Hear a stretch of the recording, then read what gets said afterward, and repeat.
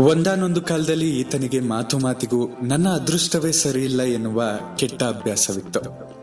ಕಾಲೇಜಿಗೆ ಹೋಗಲು ಬಸ್ ನಿಲ್ದಾಣಕ್ಕೆ ಹೋಗುವಾಗ ಹೀಗೆ ಹೇಳ್ಕೊಂಡು ಹೋಗ್ತಾ ಇದ್ದ. ಬಸ್ ಸಿಗ್ತಾ ಇರಲಿಲ್ಲ. ಮುಂದಿನ ಬಸ್ನಲ್ಲಿ ಹೋಗುವಷ್ಟರಲ್ಲಿ ತರಗತಿ ಪ್ರಾರಂಭವಾಗಿರ್ತಾ ಇತ್ತು. ಕ್ಯಾಂಟೀನಿಗೆ ಊಟಕ್ಕೆ ಹೋದ್ರೆ ಊಟ ಮುಗಿದಿರ್ತಿತ್ತು. ಈತ ಪರೀಕ್ಷೆಗೂ ಹೀಗೆ ಹೇಳಿಕೊಂಡು ಹೋಗ್ತಾ ಇದ್ದ. ಉತ್ತರ ಗೊತ್ತಿದ್ರೂ ಸರಿಯಾಗಿ ಬರಿತಾ ಇರಲಿಲ್ಲ. ಉತ್ತೀರ್ಣನಾಗಲು 2-3 ಪ್ರಯತ್ನ ಬೇಕಾಗ್ತಾ ಇತ್ತು. ಕೆಲಸಕ್ಕೆ ಸೇರಿದಾಗ್ಲೂ ಹೀಗೆ ಎಲ್ಲರಿಗಿಂತಲೂ ಕೊನೆಯವನಾಗಿ ಸೇರಿದ್ದ.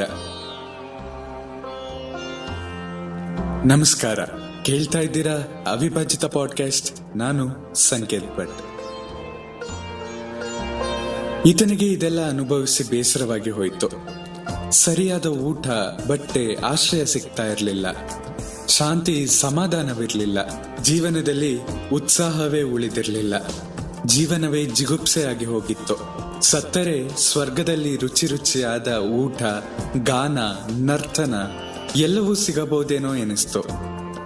ಒಂದು ದಿನ ಆತ್ಮಹತ್ಯೆಯ ತೀರ್ಮಾನ ಮಾಡಿ ರೈಲಿಗೆ ಸಿಕ್ಕಿ ಸಾಯೋಣವೆಂದುಕೊಂಡು ಬೆಳಿಗ್ಗೆ ಹೋಗಿ ರೈಲ್ವೆ ಕಂಬಿಗಳ ಮೇಲೆ ಮಲಗ್ಬಿಟ್ಟ. ಅಂದು ಭಾರತ್ ಬಂದಿದ್ದರಿಂದ ಸಂಜೆಯವರೆಗೂ ಯಾವ ರೈಲು ಬರಲಿಲ್ಲ. ಈತ ಮಲಗಿ ಚೆನ್ನಾಗಿ ನಿದ್ದೆ ಮಾಡಿಬಿಟ್ಟ. ಅಷ್ಟರಲ್ಲಿ ಗೂಡ್ಸ್ ರೈಲು ಈತನ ಮೇಲೆ ಹರಿದುಕೊಂಡು ಹೋಯಿತು.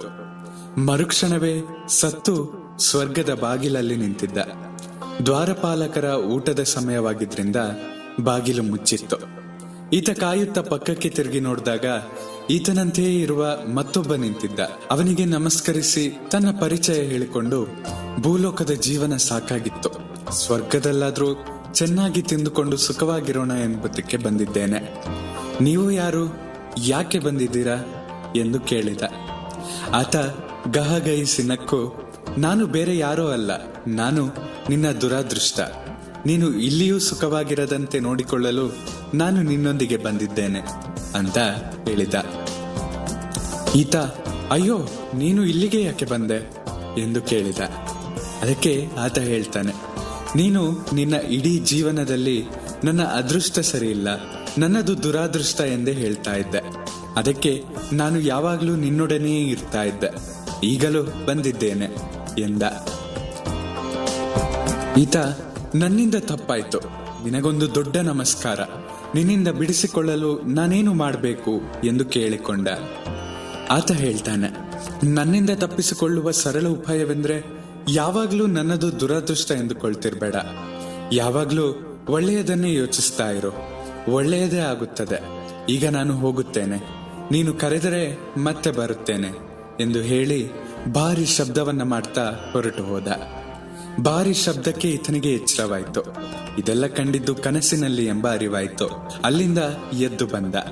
ಕನಸಿನಲ್ಲಿ ಕಲಿತ ಪಾಠವನ್ನು ಪಾಲಿಸಿಕೊಂಡು ನನ್ನದು ದುರಾದೃಷ್ಟ, ನನ್ನ ಸಮಯ ಸರಿಯಿಲ್ಲ ಎಂದೆಲ್ಲ ಹೇಳುವ ಅಭ್ಯಾಸವನ್ನು ಅಂದೇ ಬಿಟ್ಟ. ಎಲ್ಲ ಕಥೆಗಳಲ್ಲಿ ಬರುವಂತೆ ಅಲ್ಲಿಂದಾಚೆಗೆ ಬಹುಕಾಲ ಸಂತೋಷದಿಂದ ಬಾಳಿದ. ನಿಮಗೂ ನನ್ನ ಅದೃಷ್ಟ ಸರಿಯಿಲ್ಲ, ನನ್ನ ಸಮಯ ಸರಿಯಿಲ್ಲ ಎನ್ನುವ ದುರಾಭ್ಯಾಸವಿದ್ರೆ ಅದನ್ನ ಬಿಡಲು ಇಂದೇ ಒಳ್ಳೆಯ ಸಮಯ. ನಿಮ್ಮ ಪ್ರೀತಿ ಹಾಗೂ ಪ್ರೋತ್ಸಾಹ ಸದಾ ಹೀಗೆ ನನ್ನ ಮೇಲೆ ಇರಲಿ. ನಿಮ್ಮ ಅನಿಸಿಕೆಗಳನ್ನ ನನ್ನ ಬಳಿ ಹಂಚಿಕೊಳ್ಳಿ.